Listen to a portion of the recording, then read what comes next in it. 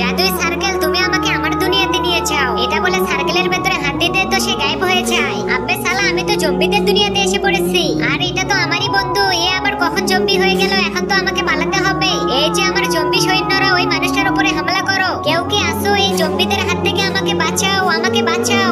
আরে এই জম্বিগুলো তো আমার পেছনেই লেগে আছে। কিন্তু বাবা তো বলেছিল সার্কেলে হাত দিলে আমার দুনিয়াতে আসবো। তাহলে জম্বিদের এখানে আসলাম কিভাবে?